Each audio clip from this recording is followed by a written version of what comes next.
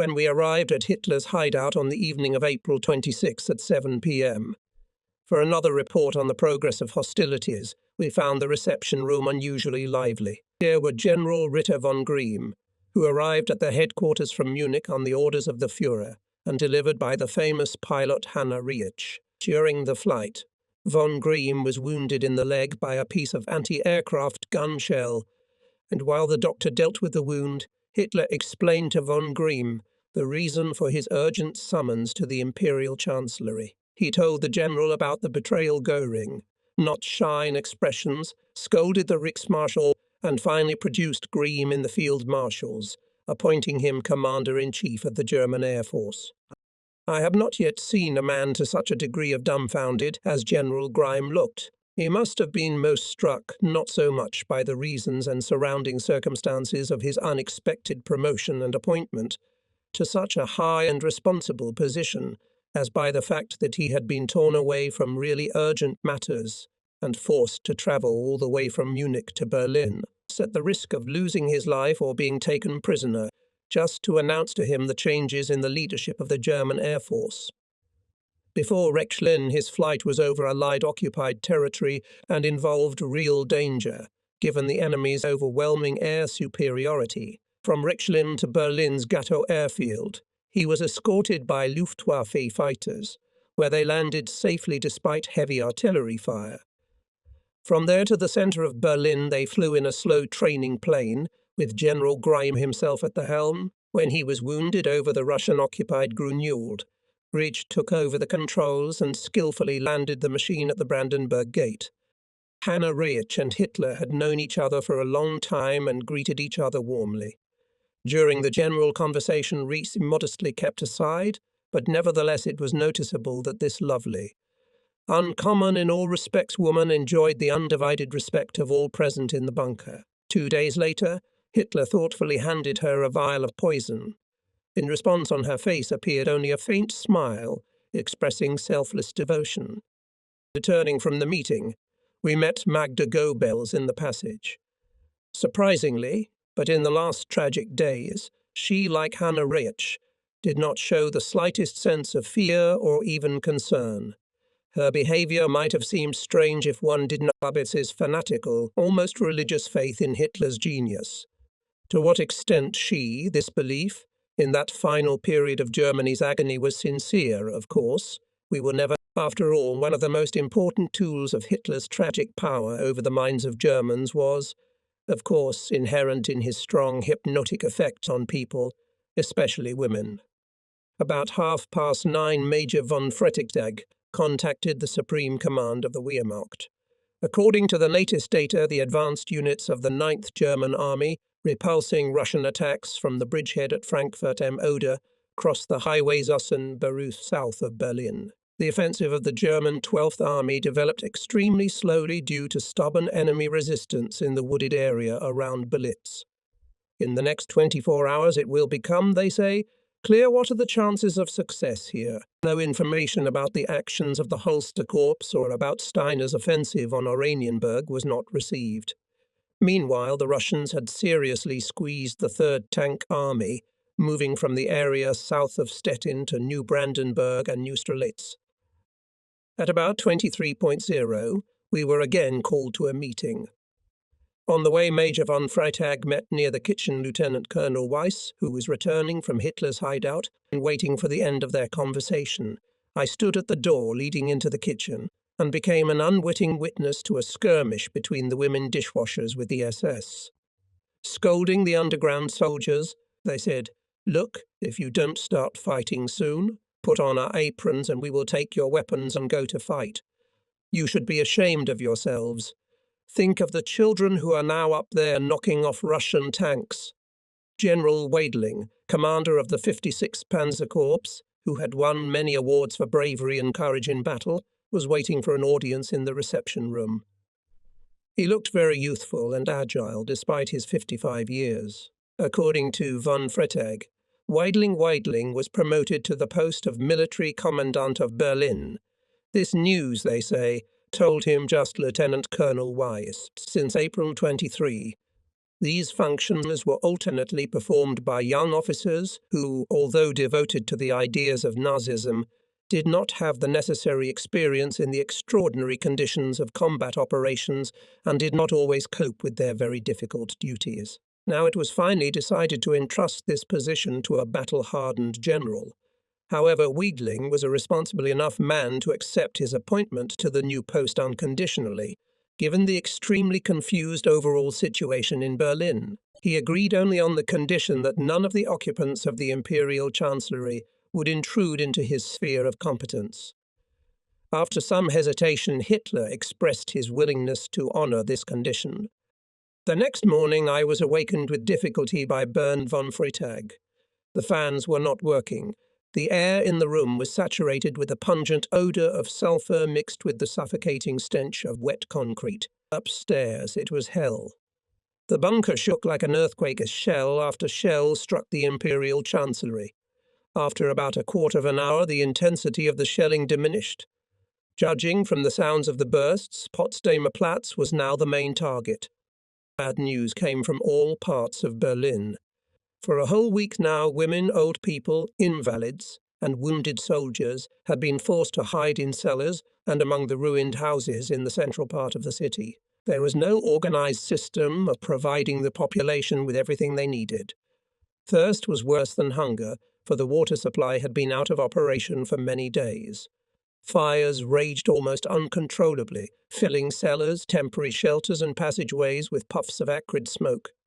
And the hot April sun blazed mercilessly on all this bedlam. Hospitals, military hospitals, bomb shelters were long ago overflowing with wounded. Dozens of them, military and civilian, lay on the platforms and in the tunnels of the Berlin subway. No one will ever know how many there really were.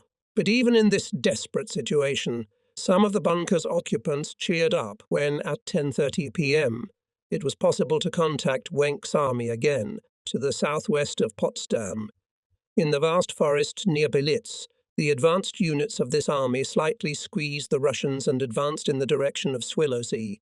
They were separated only a few kilometers from Riemanns Corps, fighting near Potsdam, and in the bunker only talked about the short distance separating the 12th Army from Riemanns Corps and the impending unblocking of Berlin by General Wenck. But after a few hours from the location of Wenck's army came the message about persistent flank attacks of the Russians, and when later it became known that the advance of Wenck's army was stopped near the sanatorium Belitza, and it is forced to conduct heavy defensive fighting, three incorrigible optimists realize. 3 divisions are clearly not enough to break through the ring of encirclement of Berlin. The mood again plummeted sharply, and many finally dropped their hands. This morning I saw Eva Braun for the first time. She sat, talking animatedly, in the reception room with Hitler and his closest associates. Hitler listened attentively to her. She was wearing a grey suit, emphasizing the slender figure and elegant shoe. I caught the eye of a beautiful diamond-studded lady's wristwatch. No words, quite an attractive woman, but somewhat tokenistic and pompous. When we entered, Hitler rose and strode into the office. We followed him. Despite the lack of any encouraging news from Wenck, the Führer continued to rely on him like a drowning man on a straw and sought to delay as far as possible the inevitable end of the battle for Berlin, not thinking about the thousands and thousands of Germans suffering from hunger and dying of wounds.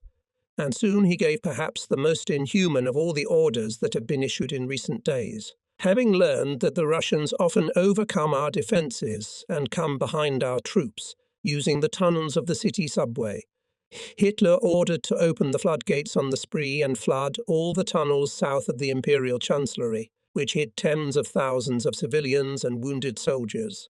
Most of them had died, but the fate of these people did not interest or touch him. After the meeting, we met Hannah Reich. She had already twice tried to take off at the Brandenburg Gate with the wounded Field Marshal von Grimm, but each time had to retreat because of the intense artillery fire. While in the bunker, Reich became close friends with Magda Goebbels, and I often saw them together. In the afternoon, Hitler's guards brought to the shelter a boy who was in severe shock and clearly had not slept for several nights, who, according to eyewitnesses, had just hit a Russian tank on Potsdamer Platz. With ostentatious solemnity, Hitler himself pinned the teenager's own iron cross to a too large coat that covered his skinny chest and sent him back into the street to certain death. Back in our room's Freitag, Weiss and I discussed this strange episode for a long time. As combat officers with many years of active service, it was distressing for us to be hiding in a shelter in relative safety while upstairs men were fighting to the death. Heated, we did not notice how Bormann was in the room and listened to our arguments for some time. Suddenly, he patronizingly put his arm around my shoulders and von Freitag talked about Wenck's army, the liberation of Berlin from the blockade, and the soon victorious end of the war. Then, with some unnatural pathos, he added, "When the war is over with our victory, and this is not far off, all those who remained loyal to the Führer during the most difficult period for him will occupy responsible government positions and as a reward for their loyalty will receive large estates." And smiling at us in a friendly manner, he slowly walked out. As if struck by thunder, I did not immediately find something to say, and I wanted to know.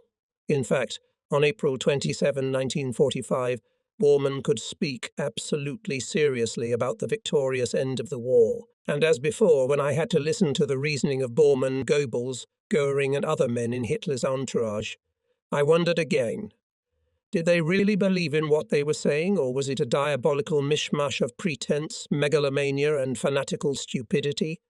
After the news came late in the afternoon that the advanced units of Wenck's army had reached the Furch near Schwillersee with fighting, the new commandant of Berlin insisted on a meeting with the Führer. Present at the conversation were Bormann, Krebs and Bergdorf, who stood silently behind Hitler's back. As explained by General Weidling, Wenck's army is too weak and in manpower and equipment to hold at least on the recaptured territory south of Potsdam or make their way to the center of Berlin. Meanwhile, the Berlin garrison has quite enough forces to make a breakthrough in the southwest direction with a good chance of success and join Wenck's army. My Führer, Weidling said further, I take personal responsibility to get you safely out of Berlin. This will save the capital of the Reich from destruction in the final stage of the battle. However, Hitler rejected the idea. The next morning, with a similar proposal was made by Axmann, who promised to provide a reliable escort of the most loyal members of the Hitler Youth, but Hitler again refused to leave Berlin.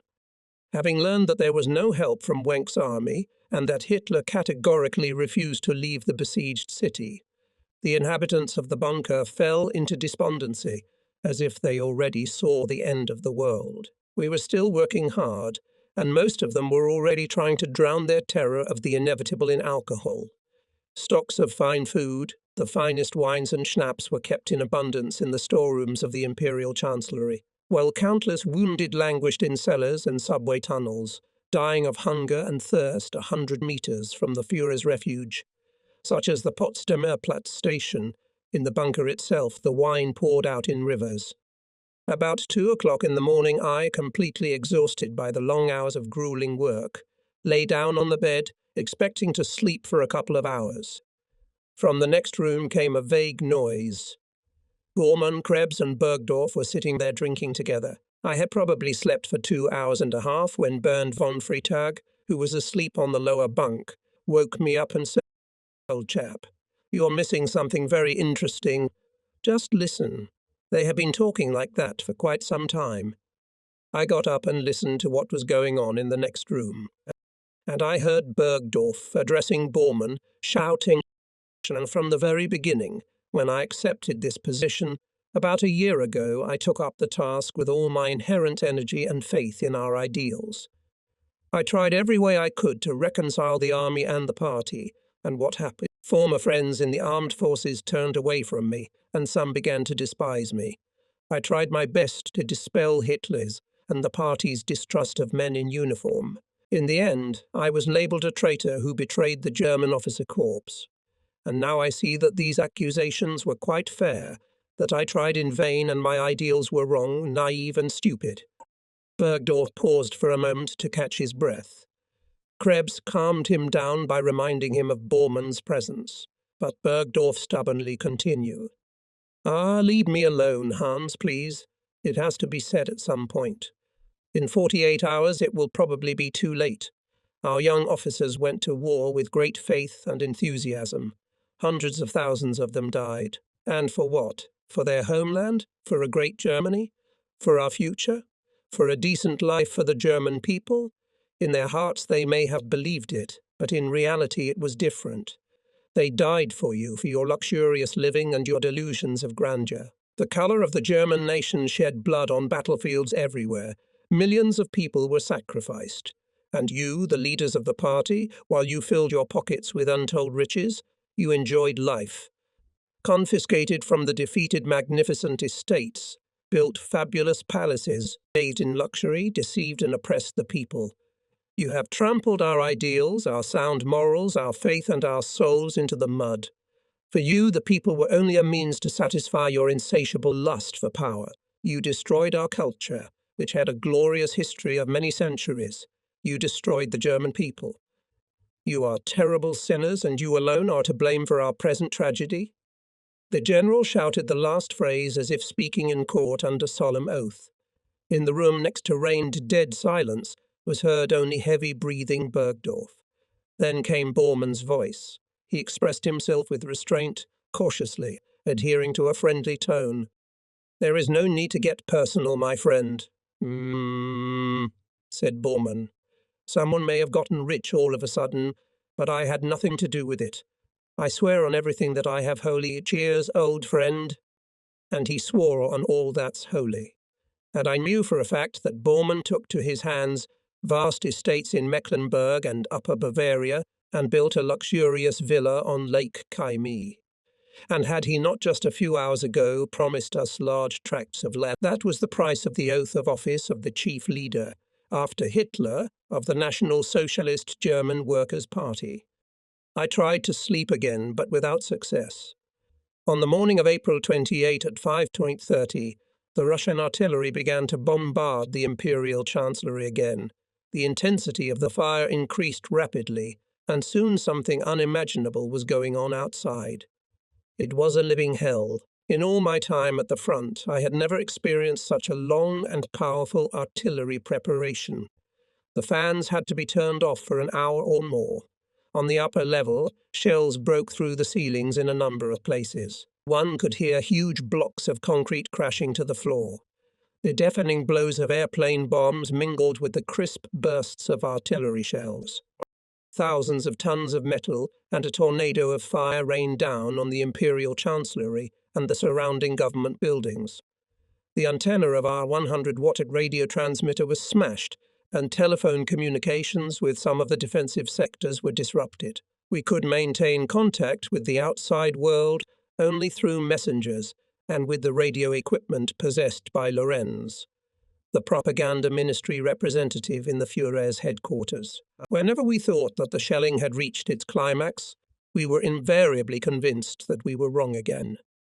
There was an excruciating lack of fresh air. Most of us suffered from headaches and choking attacks. The heat in the rooms was annoying. Everyone was sweating terribly. Gradually, the inhabitants of the bunker fell into a semi-conscious state. When the shelling subsided for a short time, the Russians went on the attack, again and again. The fighting was already going on at Alexanderplatz. The Russian tanks, moving from Halleckistor, approached Wilhelmstrasse. We were separated from the enemy no more than 1,000 meters.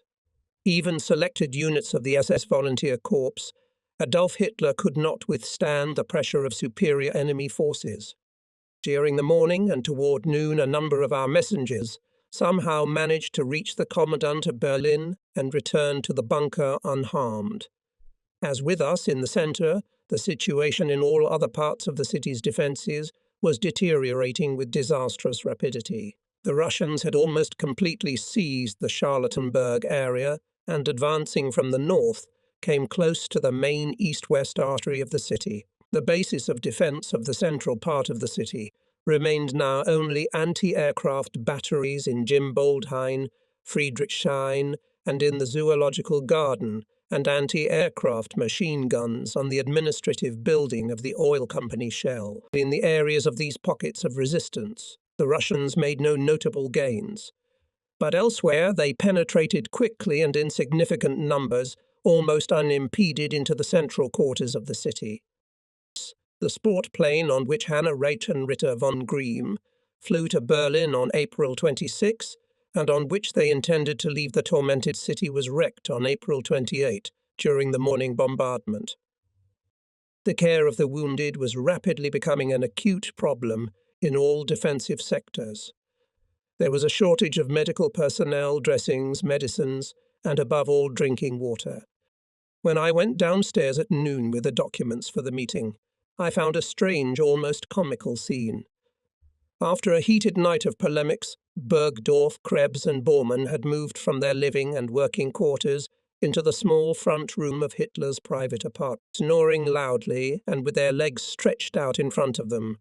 All three, wrapped in woolen blankets, slept soundly in rows in their deep armchairs leaning against the wall on the right. A few feet away from them, Hitler and Goebbels were sitting at a table, and Eva Braun was nestled on a bench against the wall on the left. When Hitler saw me, he stood up. It was not easy for both of us to step over his outstretched legs without waking the sleepers. Doubles, who followed us into the office, also tried not to disturb them, which was not easy for him, given his mangled leg. Looking at his funny movements, Eva Braun could not help smiling. During the night of April 27, when all telephone communications were temporarily out of order, we still managed, albeit with great difficulty, to establish communication between the Imperial Chancellery and the Supreme Command of the German Armed Forces. But already in the morning at 5.0 this channel was again interrupted. We almost ceased to receive information about the situation in the troops fighting outside Berlin. Now Major von Freytag and I were left with only two sources of information: radio transmitter and receiver Lorenz and radio station 56th Tank Corps, General Weidling. The Imperial Chancellery itself no longer had any technical means of communication. When Hitler, using the radio station of the Ministry of Propaganda, personally asked the Supreme Command of the Wehrmacht to inform him of the results of the offensive Steiner strike group north of Berlin and Holsterkorps west of the capital, the headquarters of the OKQ could not give precise information and sent an extremely evasive and vague answer. The information coming from the Ninth Army had in fact little or no practical value. Advancing from Frankfurt am Oder, it reached with great difficulty and significant losses only to the boundary Zossen, a route south of Berlin, squeezed in a small space in a huge mass of refugees, attacked from all sides by superior enemy forces, virtually deprived of transportation, ammunition, medicine and dressing material for the many wounded. The Ninth Army was simply unable to continue moving in a westerly direction. Steiner delayed, waiting for Hitler's permission to abandon positions on the Oder, and began the withdrawal westward 5-6 days later than it should have. In the area of Mecklenburg, Marshal Rokossovsky's troops reached the line Neustrelitz, New Brandenburg, Ancam, and were preparing to go further west. Urgently, the threat of dismemberment of the defense of Berlin was looming. The Red Army units advancing from the north and east were ready to unite in the vicinity of Tiergarten. As a result, an eastern enclave north of Frankfurter Allee, Alexanderplatz, Hallige Landwehrkanal, including the city centre, and partially the districts of Friedrichshain and Prenzlauer Berg, and a western enclave around the Wilmsdorf district, with a narrow corridor to the area near the Pisselsdorf bridges, over the Havel and the Imperial Sports Stadium, which was defended by Hitler Youth units. Another enclave between Lake Wannsee and Potsdam, which also included PFAR and Incel, was defended by the 20th Motorized Division. There was no communication with General Rehmann's corps, encircled near Potsdam. On April 28, this corps southeast of Werder had contact across Lake Altgeltow, at its narrowest point, with the 20th Corps of Wenck's army. My report on the situation in Berlin, which Hitler listened to in silence, took place to the incessant accompaniment of intense Russian artillery fire. when the shelter was shaken by several direct hits of heavy shells and heard the rumble of falling concrete ceilings of the upper level. Hitler, touching my arm with his left hand, interrupted me. Leaning on the armrest of the chair and turning to me, he asked, "What caliber guns do you think they are firing from? Can these shells penetrate all the ceilings down to the lowest level? After all, you were at the front, fought in the war, and should, in fact, know." I answered that the Russians used siege guns of the largest caliber and that, in my opinion, their power is still not enough to destroy the lower level of the bunker. Apparently, my answer satisfied Hitler, and he signalled me to continue the report. Returning from a meeting with the Führer, we met in the passage of Lieutenant General Figelein under escort of 2 armed SS from the Führer's personal guard. The epaulettes and other insignia were torn from his uniform. I hardly recognized in this pale green, gaunt man the same brave and arrogant Figelein whom I had often been accustomed to see in recent weeks. Somehow he managed to sneak out of the Imperial Chancery building unnoticed on April 26. But the very next day, Hitler noticed the absence of Figelein, Himmler's permanent representative in the Führer's headquarters. This seemed suspicious to him, and he immediately sent to search for his guards, who found the fugitive in his own home in Charlottenburg disguised in civilian clothes. Upon learning of the incident, all of Hitler's closest associates were furious at the desertion of such a high-ranking representative of the generals. Figelein was stripped of all ranks, positions, awards, and placed in a makeshift prison cell where he stayed for 24 hours. When we met him, he was just being led for interrogation in the Führer's bunker. At 18.0, we were again to appear at the meeting at Hitler, although I could add almost nothing to what I'd already reported at noon. It appears, however, that Bernd von Freytag had been fortunate enough to learn something quite important through the radio capabilities of Lorenz and Weidling. Unlike the previous days, this meeting was quite crowded.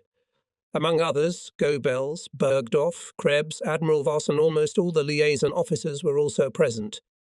The reports received from the Ninth Army again, for the umpteenth time, you unequivocally demonstrated that it is on the verge of total destruction and is absolutely unable to attack the overwhelming superiority of the enemy and to pass with fighting 25-30 kilometers separating it from Wenck's army. The 20th Corps of the 12th Army still held the occupied territory on the line Nimegel, Belitzer fronting the 9th Army, but General Wenck did not have enough personnel and equipment to advance on Berlin or towards the 9th Army. The 20th Corps, fighting on the right flank of the army, fought heavy defensive battles, with difficulty holding off a continuously attacking enemy. On the left flank, the 41st Corps, commanded by General Holsti, occupied a small sour of men in positions of great length, without a single soldier or a single tank in reserve. Moreover, they were under constant pressure from Marshal Zhukov's armoured columns. To think that they are able to break through to Berlin is to indulge in pipe dreams. The commanders of these units would be happy to at least defend the existing line of defence. Steiner's main force, the newly formed 21st Army Group under General von Tippelskirch, occupied the northern bank of the Ruppin Canal and a narrow bridgehead on the other bank, facing an enemy dozens of times more powerful. With the available forces too weak, there was nothing to even think about advancing towards Berlin at least a few dozen meters more. The 25th Motorized and 7th Armored Divisions, which were part of the 21st Army Group, had to be removed from their positions on the left flank near Oranienburg and removed from this group to throw against the advanced units of Marshal Rokossovsky, who prepared to attack positions on the line Neustrelitz, New Brandenburg. Even Hitler finally realized any hope of unblocking Berlin is ephemeral. This meeting did not reveal anything new, except what was already well known to all sensible inhabitants of the bunker, and yet the harsh truth, spoken aloud and unadorned, made an extremely heavy impression on all of us, including Hitler. Some relief was brought almost unbelievable news. The sports plane sent for Ritter von Grimm landed safely in the center of Berlin. He was immediately taken to a shelter to protect from artillery fire. Later, at about 7 p.m., After waiting for another lull, a panting Lorenz came running in from the propaganda ministry with another sensational report.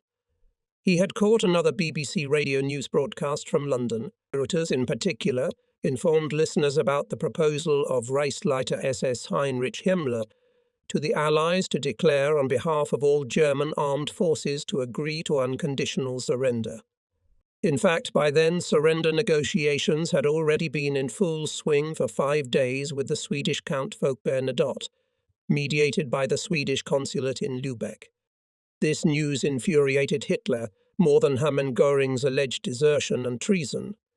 Göring's radiogram at least recognized the supremacy of the Führer's authority. Himmler, on the contrary, completely ignored Hitler and acted completely independently in a matter of the utmost importance to Germany's existence as a state.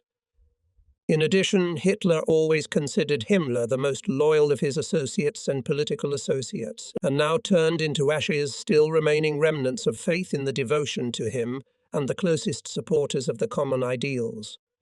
And Hitler experienced a fit of literally furious, uncontrollable rage, which I have not yet had to observe before in any of the people. He called Himmler's negotiations the most unconscionable and shameful betrayal in the history of mankind. After calming down a bit, Hitler retired with Bormann and Goebbels to his office, where the three of them had a long discussion while everyone else was waiting in the reception room. Appearing again, Hitler ordered to bring Feigelin, arrested the day before, and began to question him at length about Himmler's activities and intentions. Feigelin, however, could not say anything specific or noteworthy, although there was no hard evidence of his involvement in Himmler's intrigues. Hitler immediately ordered the execution of the disgraced general, which was immediately executed in the courtyard of the Imperial Chancellery. The Führer took the news of Feigelin's execution in a state of pathological excitement. He ran up to Field Marshal Ritter von Grimm, still lying on a stretcher, and ordered him to immediately leave Berlin and go to Schleswig-Holstein to arrest Himmler. Hitler shouted his orders in uncontrollable hysteria, leaving no doubt that the best thing for von Grimm was to eliminate Himmler on the spot. Although both von Grimm and Hannah Rietzsch insisted that they wanted to share Hitler's fate, probably out of a sense of loyalty, they were unable to convince Hitler to change his mind. In an armoured personnel carrier, both were taken to the plane, and they, to our great amazement, successfully took off in incredible conditions and, safely overcoming the dense anti-aircraft fire of the Russians over Berlin, without further adventures landed on the night of April 28 at the airfield Rieslin in Mecklenburg. Whether it was the result of a successful flight von Grimm or understandable fatigue after 2 hours of excitement, almost frenzy, but Hitler regained his composure and completely calmed down. Without saying a word to those present, with a cold, expressionless face, he retired to his lodgings. That same evening, Martin Bormann, in a radiogram to Donitz's headquarters near Plauen, Schleswig-Holstein, openly accused the leaders of the Supreme Command of the Armed Forces, that is, Keitel and Jodl, in outright treason, because they say, did not do everything possible to organize assistance to the brutal blockade of Berlin. He concluded his message with the following words: "The Imperial Chancellery has already been turned into a pile of ruins." Characteristic of Bormann were not only the accusations contained in the radiogram, but also the very manner of its transmission. He used for this purpose the facilities of Admiral von Puttkamer in Berchtesgaden, for he did not trust the technical services of the OK, none of them, neither Bormann, nor Hitler, nor Goebbels, nor others from their inner circle, did not want to recognize that the German army finally exhausted, that the enemy surpasses it many times over on all counts, and in manpower, and in every failure or defeat, they immediately saw treason and intrigues of corrupt generals. At dawn on April 29, I was awakened by Bernd von Frettdag. He was already sitting at his desk and working, and it was several minutes before he looked at me and calmly, as if by the way, "You know, Gerhard, last night our Führer got married." Seeing my astonishment, he laughed so loudly and merrily that I could not resist laughing with him. From behind the curtain that divided the room came the stern voice of General Krebs. Have you gentlemen gone completely mad? Laughing so disrespectfully at the supreme leader of our state. After waiting for Krebs to leave the room, Byrne told me about the events of the previous night. Although it is hard to believe, but during the night there was a real wedding ceremony with the registration of the marriage, with loud and clear confirmations of the bride and groom of their desire to join the bonds of hymen, with witnesses and a gala dinner. The formalities of the civil marriage were performed by an official of the Ministry of Propaganda, with Martin Bormann and Goebbels as witnesses. Guests at the fifth table were Generals Krebs and Bergdorf, Goebbels and his wife, Bormann, Hitler's secretaries, and Mansiali, the Führer's cook, who prepared him vegetarian dishes. After a while, Hitler left the festive table and secluded himself with his personal secretary Gertrude Junge to dictate to her the texts of two wills. Political and private, the executor he determined Martin Bormann. As Byrne von Freytag learned, arrangements were made to make copies of these wills and give them to Admiral Dönitz, whom Hitler had chosen as his successor, and Field Marshal Schorner, commander of the group of armies fighting in Bohemia. To take the wills out of Berlin and deliver them to their destination were Hitler's army adjutant Major Meyer, Bormann's right-hand man SS Standartenführer Zander, and Heinz Lorenz, an employee of the Ministry of Propaganda. When Byrne finished his narrative, we went back to our usual work, collating the scattered and fragmentary morning reports. And above, the battle in the centre of the city continued to rage with unrelenting ferocity. Enemy shells and bombs were raining down continuously on the government quarter, and the Russian soldiers were steadily getting closer and closer. Around 9.0, the hurricane fire suddenly stopped, and soon our scouts reported that enemy tanks and infantry were already approaching Wilhelmplatz. Silence reigned in the bunker. In an atmosphere of almost inhuman tension, everyone listened sensitively to what was happening upstairs. Finally, about an hour later, another scout reported that the Russians stopped 400-500 meters from the Imperial Chancellery. In the midst of the general excitement, information came from General Weidling's headquarters about the still existing communication between the 12th Army, which occupied positions southeast of Werder, and General Riemann's corps encircled in the Potsdam area. In this message, Byrne and I saw our chance. All the last few days we had been discussing a subject of importance to us: how to get rid of our passive contemplation while sitting in the dungeon and take an active part in the combat operations above. When Krebs returned to the room, we already had both maps and written summaries ready to report on the situation on the fronts as of this morning. I reported on the progress of the fighting on Potsdamer Straße and the results of efforts to hold back the Russian advance between Kantstraße and Bismarckstraße. All other reports received were, in my words, extremely confusing and contradictory. Major Byrne von Freytag then described the situation in Wenck's army and in Riemann's corps, and mentioned the existing contact between them at a point southeast of Werder. Here was the right moment for the realization of our plan.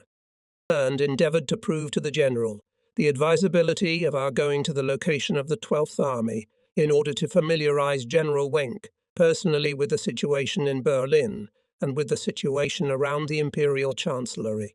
According to Byrne, we could not only persuade Wenck to hurry up, but also serve as guides in choosing the best way to attack Berlin. I supported this idea to the best of my ability, emphasizing the fact that there was nothing more for both of us to do in the bunker. Krebs could not dare to say yes or no, fearing trouble with Hitler, but General Bergdorf, who soon joined us, enthusiastically accepted our proposal, considering it very reasonable and timely. His adjutant, Lieutenant Colonel Weiss, volunteered to accompany Byrne and me. Our plan unexpectedly supported and Bormann, together with Bergdorf. They convinced Krebs in the necessity of our trip, the details of which he should discuss with Hitler already at the next meeting. At 12.0, the Führer called another meeting with the participation of Bormann, Bergdorf, and Goebbels. Reported Krebs, having at hand only maps with very approximate positions of the warring parties. More or less clear was the situation only in the center of the city. Representations of the situation in other Berlin pockets of resistance were rather uncertain and vague, because they were based on rumors, conjectures and contradictory reports from the field. Krebs was going to secure Hitler's agreement to our plan. Never in my life have my nerves been so tense as at this very moment.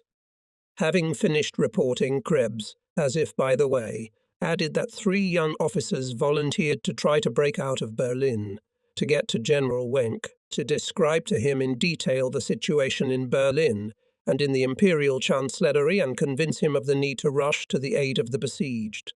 Tearing his eyes off the map, Hitler raised his head and stared with unseeing eyes into space. After a brief silence, he asked, "No, who are these officers?"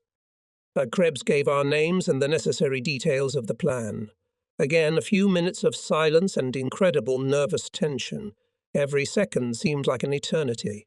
Freitag looked in my direction, and I knew his nerves too, like mine, were taut as a string. Suddenly Hitler, looking me straight in the face, asked, "How do you plan to get out of Berlin?" I went to the table and explained our route, pointing out the main points of our movement. The Tiergarten, the subway station Zoologischer Garten, Joachim-Teller-Straße, Kurfürstendamm, Adolf-Hitler-Platz, the sports stadium, the bridges at Pizzelsdorf. From here we intended to sail down the Havel in a paddle boat between the Russian positions to Lake Wannsee. Here Hitler interrupted me and, turning to Bormann, said, "Bormann, provide these 3 officers with a motorboat, otherwise they will never reach their destination." I felt the blood rush to my head, became hot. Was this idiotic motorboat destined to bury our magnificent plan? Where could Bormann have gotten the poor motorboat from in our present situation?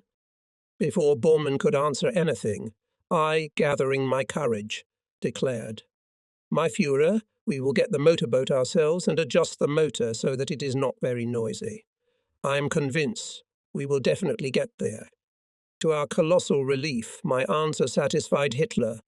He slowly rose, looked tiredly at me, and shaking hands with the 3 of us, said, "Give my regards to Wenck. Ask him to hurry, otherwise it will be too late."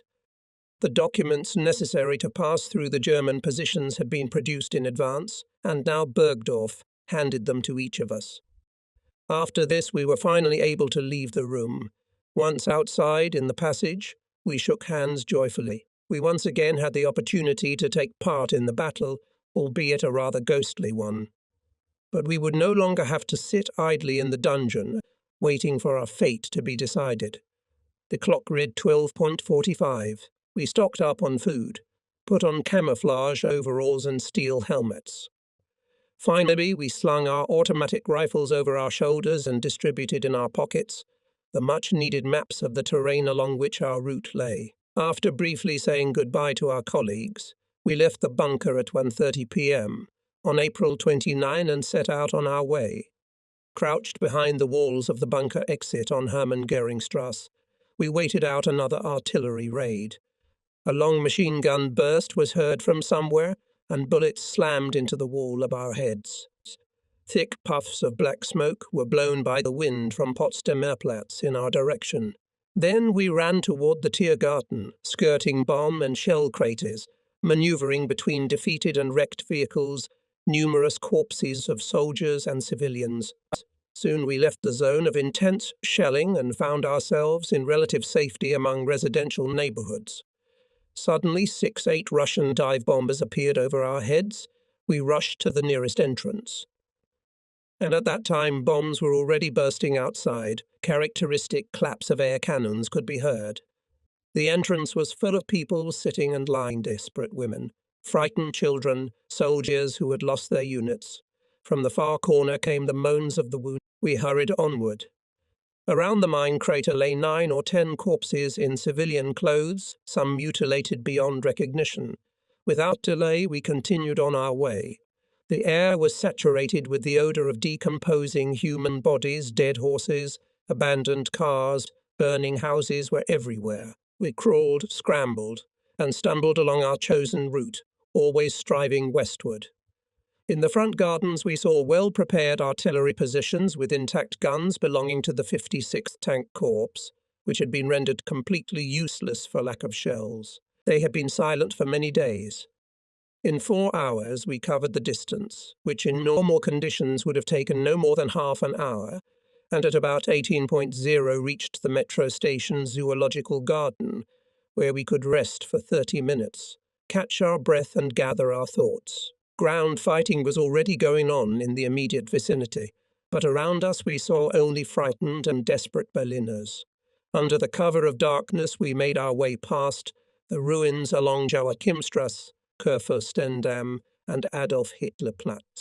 The first Russian tanks had already traversed these streets on the afternoon of April 29. The leader of the local self-defense unit, which consisted of members of the Hitler Youth, allocated us a teenager who was to take us in a car through the half-occupied territory to the Imperial Sports Stadium, where another fighting group of youngsters had settled. At extraordinary agility and dizzying speed, the teenager drove us through the western sector of Charlottenburg. In half an hour we were already walking on the stone slabs of the Olympic Stadium. Not a soul in sight. The pale moon cast a quiet light on the seemingly ghostly, undamaged buildings. We spent a few night hours with a small unit of Hitler Youth in the premises located in the western wing of the stadium, and with the first signs of dawn went to the bridges over the Hail near Pizzelsdorf. Our group, reinforced by a few soldiers, was already large enough to fend for itself if necessary. We were also joined by Colonel von Bülow. He left the Imperial Chancellery with a letter for Field Marshal Keitel a few hours after us. Youth fighters, armed with rifles and Faust patrons, occupied alone or in pairs the trenches and crevices on both sides of the Heerstrasse in front of the Pizzelsdorf bridges. In the gloomy light of the beginning of the morning, against the milky sky, the silhouettes of the Russian tanks, which had taken up positions along the Heerstrasse, were clearly visible. They were no more than a kilometre away, near the railway station, and their guns were aimed at the bridges. In groups of 3 we ran across the long bridge and, out of breath, fell to the ground on the other bank, glad that we were covered by a low hillock. The youth fighting group had entrenched themselves in a small grove beside the road. After a long search, we finally found its commander, the district leader of the Hitler Youth, Schlander, in a dugout, arranged on the back slope of a shallow excavation. After checking our documents, he told us a sad story. When we entered the battle here, he said, there were 5,000 of us, members of the Hitler Youth. There were practically no experienced soldiers among my men, but we had to fight with superior enemy forces. Our weapons were rifles and Faust patrons. The guys are all inexperienced, untrained. Under hurricane artillery fire, which none of them had ever seen until then, they were dying by the hundreds. No reserves, no shift to give them at least a short rest or sleep. We went outside, and Schlander added bitterly, the worst time for my boys is at night. When everything subsides, the desperate cries of the girls and women can clearly be heard. It was noticeable that Schlander was tormented by doubts, but nevertheless Hitler's orders forced him and the teenagers to remain in positions near the bridges. These murderous criminal orders pressed weapons into the hands of untrained children and threw them toward imminent death under the wheels of the enemy's monstrously powerful war machine. After midnight on May 1, we left in a dinghy from the island formed by the 2 arms of the Havel near Pizzelsdorf, taking a course for Lake Wannsee. It was 10 kilometers behind the Soviet-occupied territory. According to information received the day before, there was still holding its position here a unit of the 20th German Motorized Rifle Division. I was sitting on the bow, ready to open fire with my automatic rifle at any second. Behind me, Lieutenant Colonel Weiss and Bernd von Freitag were working the oars. At first we kept to the middle of the broader arm, but as we neared the monument to Kaiser Wilhelm, we noticed an anti-submarine barrier ahead and hastened to take shelter in the shadows near the west bank of the Havel. The night was starry and quite cool. Near Kladov we sailed so close along the shore that we could clearly hear Russian speech, the noise of running engines and other clanking sounds. At about 2:45 we passed Schwanenwerder. From the brightly lighted cottages standing on the shore, we could hear the laughter and joyful cheers of the Russian officers who were overjoyed with victory. Immediately after Schwanenwerder, our heavily laden boat was almost overturned by a strong gust of wind from Lake Wannsee. As soon as dawn broke on May 1, we were already on the sandy spit of the lake, opposite Schwanenwerder. As soon as we landed, to our great amazement, we noticed a well-camouflaged anti-tank gun holding our boat at gunpoint. The local combat unit was already planning to break through the encirclement on the night of May 1 and join up with Wenck's army south of Potsdam. At the command post, where we went to check our documents, we were warmly greeted by Major Meyer, Zander and Lorenz, who had left the Imperial Chancellery before us. They, together with Colonel Bullow, were going to go ashore somewhere between Kladow and Gatow and then move westward on foot. We three stayed with the military unitary. After all, our mission was connected with Wenck's army. The breakthrough was initially poorly thought out and poorly organized. The disaster occurred on the overpass leading to the bridge between the big and small lakes. Almost all the soldiers who rushed to the breakthrough were killed under hurricane machine gun and mortar fire. Countless bodies of the dead and wounded lay in heaps in the narrow space around and directly on the half-destroyed bridge. The few who had managed to break through to the other side and seize a tiny bridgehead were exterminated by the Russian counterattack. Lieutenant Colonel Weiss was taken prisoner. Bernd and I took refuge in a nearby spruce tree. Even before dark we, working with our hands and feet, burrowed into the soft forest soil and camouflaged ourselves with last year's dry leaves. We were lucky. Although the Russians had been combing the area all day, they had not discovered us. At dawn on May 3, we changed our military uniforms for civilian clothes and learned that same day that the battle for Berlin was over and that Hitler was dead. This important news freed us from the assignment given earlier in the Imperial Chancellery, and we both immediately directed our footsteps to the southwest, aiming to reach at first the crossing of the Elbe at Wittenberg. The route we had chosen lay through Teltow and the former military training ground at Jüterbog. We proceeded on the assumption that the Russians would rather stick to densely populated areas than to the deserted spaces of the abandoned training ground. The continuous stream of foreign labourers striving westward from Germany gave us the idea of posing as Luxembourg residents making the long trek. We both had a fairly passable command of French to feel relatively confident in this role. Around noon, we had to endure some very unpleasant moments. Bernd and I were standing leaning against the railing of a bridge spanning the highway on which two endless columns of Russian troops were moving westward. We were so preoccupied with our thoughts and conversation that we did not even hear a military truck stop right behind us.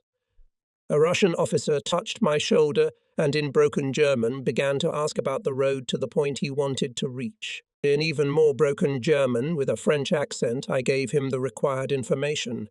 With a feeling of great relief, we looked after the truck as it drove away, and at that moment we were shocked even more. In the back of the truck, together with a dozen German prisoners of war, sat Lieutenant Colonel Weiss, whom we had last seen during the breakthrough at Lake Wannsee. The next day we reached Lake Blankensee and went to bed in an uninhabited hunting hut. At 1 o'clock in the morning we were awakened by loud screams. The light of pocket lanterns shone directly into our eyes. The muzzles of rifles stuck from outside the window were pointed directly at us. A Russian military patrol. But we played so perfectly the part of foreign labourers hijacked by the Germans and now returning home, that after a short exchange of remarks the Russians left us alone and went on their way. The sun was setting, and we had just passed the last house of an empty village on the territory of the military training ground near Jüterbog, when a Soviet military truck suddenly came around the corner and braked with a grinding noise next to us. In the blink of an eye, a dozen Russian soldiers, headed by the commissar, jumped out onto the road and surrounded us, holding us at gunpoint. With feigned indignation, we endeavoured to refute all accusations of belonging to the German armed forces. We assured and swore, using many French expressions and accompanying our words with the liveliest gesticulations, But our performance apparently did not convince them very much. After some hesitation, they decided to search the strange French workers. As a result, the Russian soldiers seized from us army wristwatches, compasses, chocolates, amulets, and the EAA. What bad luck! The staff maps. Irrefutable evidence. The commissar, shaking the map and compasses, excitedly repeated, "Suddenly he ordered us to get on the ground, and we were beginning to fear the worst-case scenario. But nothing happened. It was just our boots that caught the commissar's attention. While one soldier, following the order of the older man, pulled off our shoes, a heated argument broke out among the others over the rest of the booty. The dispute gradually turned into a real quarrel, in which, fortunately for us, the commissar took a direct part. In the heat of the bickering, we were completely forgotten. At that moment, a handsome, elderly Russian soldier came up to us and pointed expressively with his thumb in our direction. We understood and disappeared around the nearest corner in our socks. The next day, at the road sign with the inscription Rittenberg, 18 km, we again ran into a Russian military post, hidden from view by a bend in the road. We were escorted to a group of 60 or 70 French, Dutch and Belgians, and together with them placed in a transfer camp for foreign workers located 8 kilometers from the place of our detention. Ironically, all the Germans were released without further delay and allowed to go wherever they wanted. At the camp, we were re-registered and told that we would soon all be sent west in American trucks. Bernd and I preferred to act on our own, and, leaving the camp the same night, we reached Rittenberg in 24 hours without adventure. We spent the next few days trying to find a way to cross the Elbe unnoticed. One foggy morning, we managed to do it 5 kilometers downstream from Wittenberg. In the end, however, near Oranienbaum, in the area between the Elbe and the Modé, we again found ourselves in Russian-occupied territory. The first attempt to cross the Mulde ended in failure. The current was too fast for me, weakened by illness. Finally, at noon on May 11, north of Ragun, we found a suitable place and safely overcame this obstacle. On the other bank, we fell on the grass, tired but happy. At last, we were in the American zone of occupation. The next morning, at 5:00, we sadly said goodbye to each other. Bernd had to go south toward Leipzig, and I had to go north to Lübeck. During the weeks of traveling together, we had become good friends and trusted each other.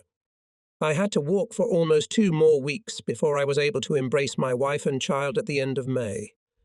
In early 1946, I was arrested by the British authorities and placed in a filtration camp. I was then transferred to an internment camp, where I began to write my memoirs. The death of Hitler, the end of the Imperial Chancellery, the surrender of Berlin. As I learned later, the situation in Berlin on April 29 and 30 further deteriorated. On April 29, the Commandant of the Defense of Berlin, General Weidling, again proposed to Hitler to organize a breakthrough with all forces in the direction of Potsdam to connect with the army of General Wenck, and Hitler again refused to follow this advice.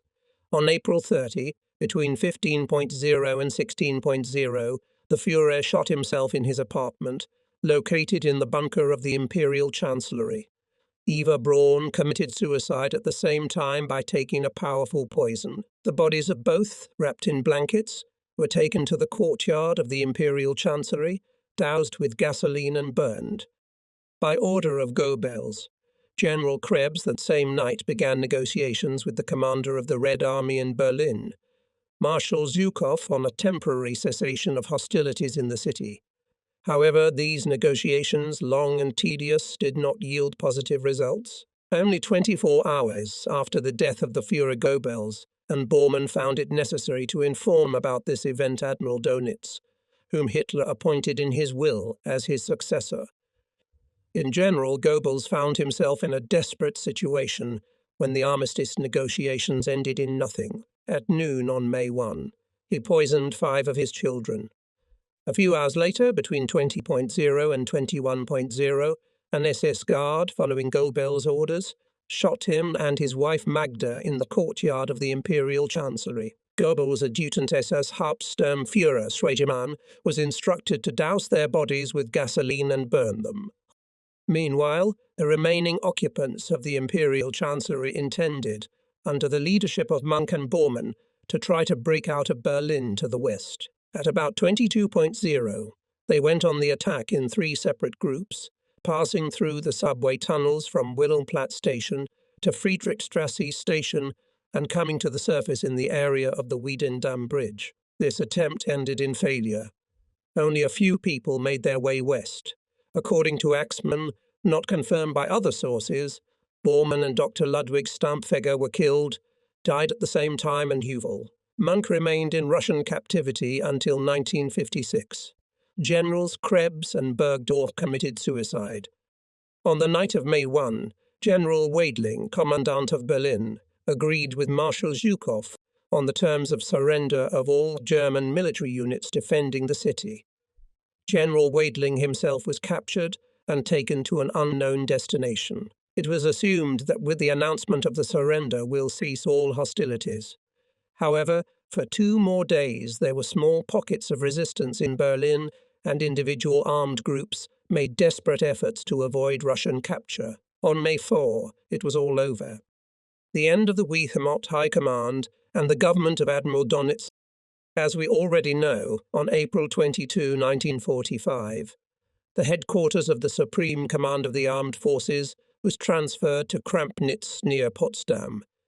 But due to the approach of Russian tanks, it had to move the very next day to Fürstenberg, 70 kilometers north of Berlin. Here, as I was told later, she stayed until April 29, that is, until the day when the Russian troops came close to the city and it became necessary to move to Dobbin, South Mecklenburg. From April 22 and until May 1, its main task, the OKU headquarters, considered the organization of assistance to Berlin. Keitel and especially Jodl worked on its solution, sparing no effort. During this period, Keitel could be found at one or another command post of the army, corps or division, which were supposed to be used to save the capital of the Third Reich. On May 1, by order of the new head of state, Admiral Dönitz, the Wehrmacht High Command moved to Plön/Schleswig-Holstein, where Dönitz and his headquarters settled. When Dönitz determined the seat of his government in the city of Flensburg, the headquarters of the OKU also went there. On the initiative of Dönitz on May 2, negotiations began between Admiral Hans von Friedberg and Field Marshal Bernard Lowe Montgomery on the terms of surrender of German military units operating in northern Germany. The first to put his signature under the Act of Unconditional Surrender on May 7 at 2:45 in the headquarters of Eisenhower in Reims, Colonel General Jodl. Fighting on all fronts was to cease at midnight on May 9, delaying, and to a certain extent successfully, negotiations on a ceasefire and unconditional surrender. Admiral Dönitz was guided by the following consideration. 1. It was very important to gain time for the completion of operations for the removal by sea of German troops from the Vistula Delta and Courland, for which all available watercraft were used. 2. It was necessary to have time to move Army Group Vistula from the area of Mecklenburg to the west. Included in the group of the 3rd Panzer Army and 21st Panzer Army accompanied a huge mass of refugees from Pomerania, Mecklenburg and Stettin. When the British leadership accepted the May 5 announcement from Admiral Dönitz of the surrender of German military units in North Germany, British and American troops stood on the line Ludwigslust, Schwerin-Wismar. Dönitz wanted as many refugees and German military as possible to pass this line. 3. Time was also an extremely important factor for Army Group Center of 1.2 million men under Field Marshal Schorner, which was stuck in Bohemia. The main forces of the 1st and 4th Panzer Armies and the 17th Panzer Army were concentrated on May 6 in the Giant Mountains area, roughly on the Görlitz-Glatz line west of Ostrava and Brunn. The distance to the American front line at Carlsbad-Pelsen-Passau reached in some places 250 kilometers. To top it all off, the Czechs revolted in Bohemia and Moravia. Field Marshal Schorner, commander of Army Group Center, appointed by Hitler in his will as chief of the General Staff, saving his own life, abandoned his troops, which were in a desperate situation, and fled to the west. May 9, 1945 in Berlin. Karlshorst at 16.0 was signed the Act of Unconditional Surrender of Germany. The document was signed by Field Marshal General Keitel, Admiral von Friedberg and General Stumpf. The act went into effect immediately. Field Marshal General Keitel, Colonel General Jodl and SOE Obergruppenführer Kaltenbrunner were sentenced to death by the International Military Tribunal in Nuremberg and hanged. The last days under Adolf Hitler, 1945 G. As one of those who lived through the events of April 1945, outside the walls and inside the Reich Chancellery, I want to recount some of my memories related to these events, beginning on April 20, Hitler's last birthday. Berlin and the eastern outskirts of the city were already under the occasional gunfire of small-caliber Russian artillery from long distances. A few enemy bombers and reconnaissance planes circled over the eastern part of the city, especially before and just after dusk, but they kept at a respectful distance from our anti-aircraft guns on the air defense towers, which, in addition to providing air defense, quite often silenced the Russian long-range guns with an accurate salvo. The fighting had already reached the farthest outskirts of East Berlin, for at Frankfurt am Oder and Kustrin, General Buss's Ninth Army had been defeated and our defences on the Oder had fallen. The Chief of Supreme Command and his Chief of Operations and their closest aides were still working in the command post built in 1936 on Fuhrenweg in Dahlem by War Minister von Blomberg, while the operational headquarters of the OKP had abandoned their nearby apartments in the Air Force Command building on Kronprinzli and moved to the War Ministry bunker in Wunsdorf in Zussen. Jodl and I also had our own spare apartments there, and I myself took up residence in No. 16 Fuhrenweg, in the house of the former boxing champion Schmeling. Sometime around noon on April 20, the British and American Air Forces made their last massive air raid on the centre of Berlin, where the government quarter was located. We, together with my wife, Grand Admiral Donitz and his wife, and our adjutants, watched this frenetic and terrifying spectacle from a small hill in the garden of the Grand Admiral's service apartment. He had returned to Berlin the previous night from Korel, his operational headquarters near Eberswalde, because of the threat of a Russian offensive there. During this final major bombardment in fine sunny weather, the Reich Chancellery building, already badly damaged, escaped further destruction. Our fighter squadrons were unable to repel this attack on Berlin, and our anti-aircraft guns were simply powerless against an enemy attack from such an altitude. The raid lasted nearly 2 hours. The bombers passed aloft in close formation, as if it were an aerial performance in peacetime, and dropped their bombs strictly at the same time. The military meeting that evening was scheduled for 4 o'clock and was held in the Führer's bunker under the Reich Chancellery building. As soon as Jodl and I appeared in the bunker, we immediately saw the Führer, accompanied by Goebbels and Himmler, going up to the workrooms of the Reich Chancellery. I declined an invitation from one of the adjutants to join them, as I had not yet had an opportunity to greet the Führer. I knew that Hitler Youth boys were lined up on the stairs of the Reich Chancellery to receive orders, including several Iron Crosses, for bravery during enemy air raids and for distinguished service in the air defense squads and units. When the Führer returned to the bunker, Göring, Donitz, Keitel, and Jodl were separately summoned to his small meeting room next to the cabinet room to congratulate him on the occasion of his birthday. All the other people in the meeting were simply greeted by the Führer with a handshake as he came out into the cabinet, and no further attention was paid to his birthday.